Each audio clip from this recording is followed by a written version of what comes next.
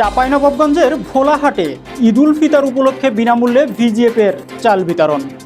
আব্দুল আওয়াল, চাঁপাইনবাবগঞ্জ থেকে পাঠানো তথ্য ও ভিডিও চিত্রে দেখুন বিস্তারিত।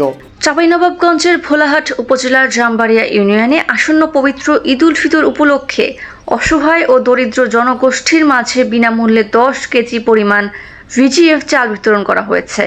পবিত্র ঈদুল ফিতর উপলক্ষে দুর্যোগ ব্যবস্থাপনা ও ত্রাণ মন্ত্রণালয়ের দুর্যোগ ব্যবস্থাপনা অধিদপ্তর কর্তৃক ভিজিএফ কর্মসূচির আওতায় উপজেলা প্রশাসন ও উপজেলা প্রকল্প বাস্তবায়ন অফিসের সহযোগিতায় 10 কেজি করে ভিজিএফ এর চাল বিনামূল্যে বিতরণ করা হয়েছে।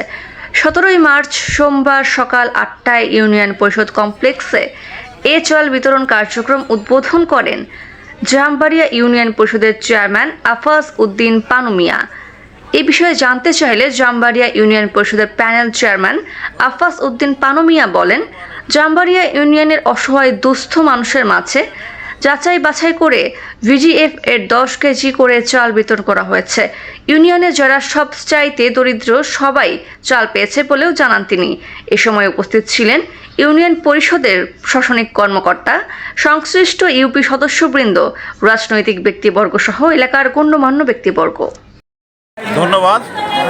আসসালামু আলাইকুম। জামবাড়ি ইউনিয়নে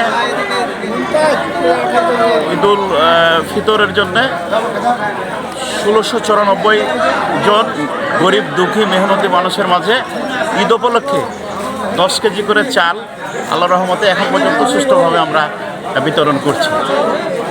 তো 1694 পরিবারের মধ্যে আমরা এই কালটি 10 কেজি হারে আমরা বিতরণ করবো ইনশাআল্লাহ।